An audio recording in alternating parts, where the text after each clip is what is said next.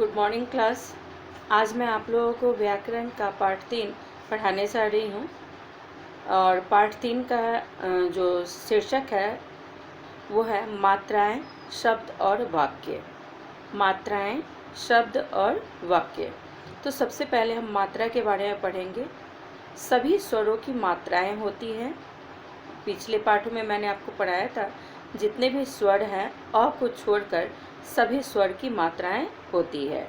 अ का कोई मात्रा नहीं होता है। बाकी जितने भी स्वर हैं आ का मात्रा क्या होता है? आकार।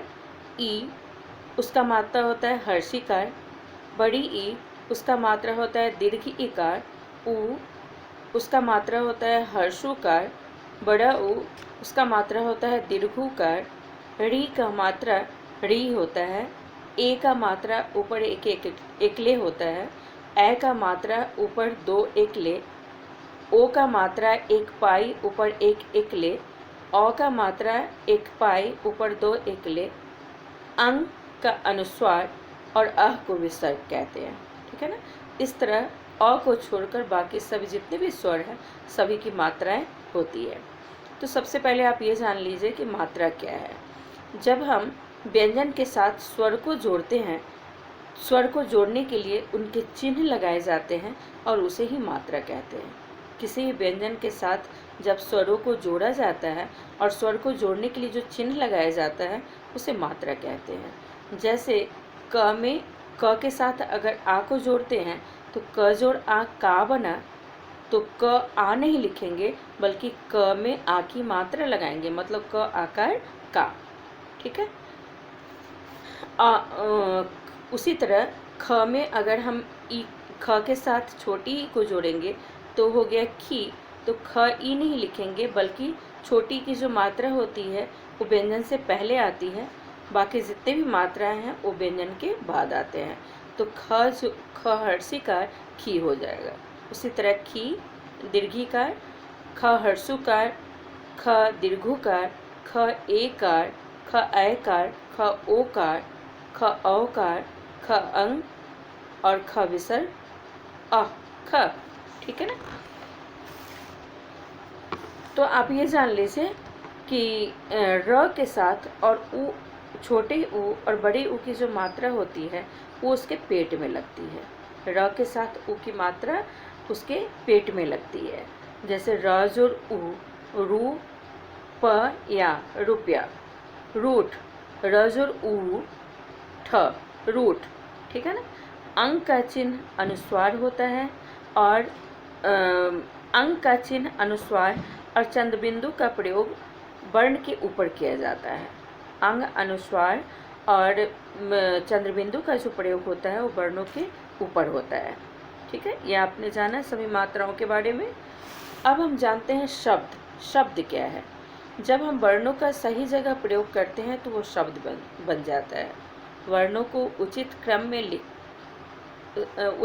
में लिखकर सही वर्णों के सही मेल से क्या बनते हैं? शब्द बनते हैं। जैसे तो उसे हम शब्द कहते हैं। जैसे ऊ जोड़ प जोड़ व जोड़ न, ये हो गया उपवन।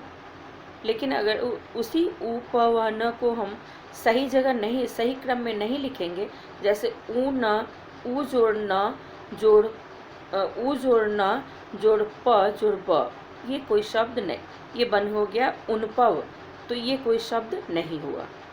सब जब सही क्रम में लिखेंगे, सही जगह पर लिखेंगे तभी शब्द होगा, क्योंकि इसमें वर्णों को सही स्थान पर रखा गया है। उपवन ऊ प व न में वर्णों को सही स्थान पर लिखा गया है।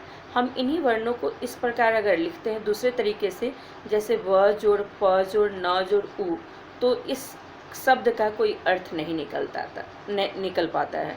जैसे वप नौ, इसका कोई अर्थ नहीं निकलेगा। तो वर्णों सही शब्द लिखने के लिए वर्णों को सही स्थान पर लिखना जरूरी होगा, तभी वह शब्द बन पाता है। ठीक है। अब हम जानेंगे वाक्य के बारे में। वाक्य क्या है? जिस प्रकार वर्णों के सही मेल से शब्द बनते हैं, ठीक उसी प्रकार शब्दों के सही मेल से वाक्य बनते हैं। वर्णों को उचित स्थान पर लिखकर सही मेल से लिखने पर वो सही शब्द बन जाता है। उसी प्रकार अगर शब्दों को सही क्रम में सही जगह पर रखा जाए तभी वह वाक्य बनता है। जैसे यहाँ पे मैं कुछ शब्द ले रही हूँ, तोता खा रहा है आम, ये वाक्य नहीं होगा। ठीक है, तोता खा रहा है आम, ये वाक्य नहीं होगा, क्योंकि यहाँ पे शब्दों को सही क्रम में नहीं रखा गया है। ये सभी शब्द सही तो हैं, तोता खा रहा है आम में शब्द सही तो हैं, लेकिन इन्हें वाक्य हम नहीं कह सकते, क्योंकि इन शब्दों का क्रम जो है इनका क्रम सही नहीं है, ठीक नहीं है। और जब इन्हीं शब्दों को सही क्रम में लिखेंगे तो क्या होगा, तोता आम खा रहा है, ये वाक्य कहलाएगा। ठीक है ना। तो जिस तरह वर्णों को सही क्रम में रखकर शब्द बनता है, उसी तरह शब्दों को सही क्रम में रखकर क्या बनता है, वाक्य बनता है। सभी स्वरों की मात्राएं होती है अ को छोड़कर, लेकिन आप ये भी जान लीजिए अ जो है वो सभी व्यंजनों में मिला होता है। बिना अ के किसी भी व्यंजन का उच्चारण स्वतंत्र रूप से नहीं किया जाता है। अगर व्यंजनों से अ को निकाल लिया जाए तो वह उसके नीचे हलंत लग जाता है। ठीक है ना। तो सभी व्यंजनों में क्या मिले होते हैं, स्वर अ मिले होते हैं, और बाकी जितने भी स्वर हैं सभी की मात्राएं होती हैं। सभी मात्राओं को भी मैंने आपको बता दिया है। आ का मात्रा आकार, छोटी ई का मात्रा हर्षिकार, बड़ी ई का मात्रा दीर्घिकार, ऊ का मात्रा हर्षुकार, बड़े ऊ का मात्रा दीर्घुकार, री का मात्रा री, ए का मात्रा ऊपर एक इकले, ए का मात्रा ऊपर दो इकले। ठीक है, व्यंजन के ऊपर दो इकले, ओ का मात्रा एक पाई ऊपर एक इकले, औ का मात्रा एक पाई ऊपर दो इकले, अंग का अनुस्वार और अह का विसर्ग। और ये भी मैंने आपको बतलाया है कि अंग का अनुस्वार जो होता है और चंद्रबिंदु होता है वो व्यंजन के ऊपर लगाए जाते हैं। ठीक है। सभी व्यंजनों में अस्वर मिला होता है। वर्णों के मेल से क्या बनते हैं, शब्द बनते हैं। सो वर्णों को उचित क्रम में रखकर, वर्णों को जब उचित तरीके से लिखा जाता है, उचित क्रम में लिखा जाता है तो शब्द बनते हैं। और शब्दों को जब सही क्रम में रखा जाता है, शब्दों को सही क्रम में रखकर क्या बनता है, वाक्य बनता है। मैंने आपको इसका उदाहरण भी दिया है। जैसे तोता खा रहा है आम, ये वाक्य नहीं कहलाएगा, लेकिन उसी को अगर उचित क्रम में हम रखेंगे, तोता आम खा रहा है, तो ये वाक्य कहलाएगा। ठीक है ना। तो अब जितने भी प्रश्न उत्तर है उसे आप पूरा करेंगे। सबसे पहले आप देखिए, प्रश्न है वर्णों के सही मेल से क्या बनता है, वर्णों के सही मेल से क्या बनता है, शब्द बनता है। कौन से स्वर की मात्रा नहीं होती है, अभी मैंने आपको बताया था, अस्वर की कोई मात्रा नहीं होती है। सभी व्यंजन में मिले होते हैं लेकिन अस्वर की मात्रा नहीं होती है। शब्दों के सही मेल से क्या बनता है, शब्दों के सही मेल से वाक्य बनता है। ठीक है, आप जान गए। अब दूसरा प्रश्न है, बोलिए और सही वर्ण पर मात्रा लगाकर शब्द बनाइए। जैसे पहले चित्र में क्या है, माला है। दूसरे चित्र में आपको है, पहले चित्र में माला है, देखिए यहाँ पर। दूसरे चित्र में कछुआ है। तो कछुआ में आप देख रहे हैं कि छ में उसका मात्रा जो ऊ का मात्रा है वो नहीं लगा हुआ है, तो छ में नीचे आप ऊ की मात्रा लगाएंगे।